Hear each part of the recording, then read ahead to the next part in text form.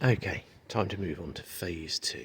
Let's get this stripped down and see if I can get that post moving. I have a new assistant taking up some occupation of my parts box. Clearly she's had enough. So I've taken off the rear wheel, the pump and the mud guards. Let's move on to something else next.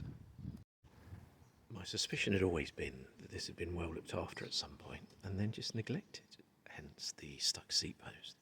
But the pedals came off really easily, and they're a lovely pair of 105 clipped pedals. So let's see what else I can get off without too much trouble. Shimano RX100 brake calipers off. Okay, the shifters are off, and there's another sign that this was looked after. I was expecting the adjusters on the rear dropouts to be seized, but they're still able to adjust, which is good news. Looks like the frame should clean up really nicely.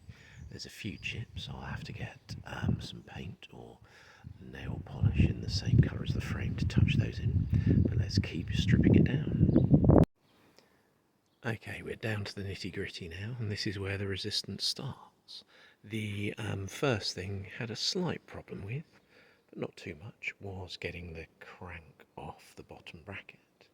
Now, that was just because it probably hasn't been taken off for a while and has got damp, and the alloy arms were quite well attached to the steel spindle. Surprisingly, the bottom bracket seems really smooth with no wear, so I'm going to take my time extracting it, because if you can look in there, there's been a lot of dirt and dust and probably moisture building up around the bottom bracket, so that's all going to need a good clean up, and I think some penetrating oil to get that loose. As I've noted before, the seat post is stuck in the frame. I've been applying lots of penetrating fluid to that, so we'll see how that goes, if I can keep doing that, see if I can get that out.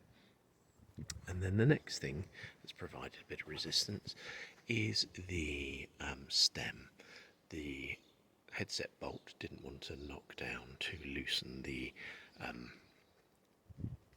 wedge in it, so I'm going to use a bit of patience, some penetrating fluid, and I'm sure I'll be able to get that out. Once it's down, I'll strip down the headset and bearings and fork and give it all a very good clean.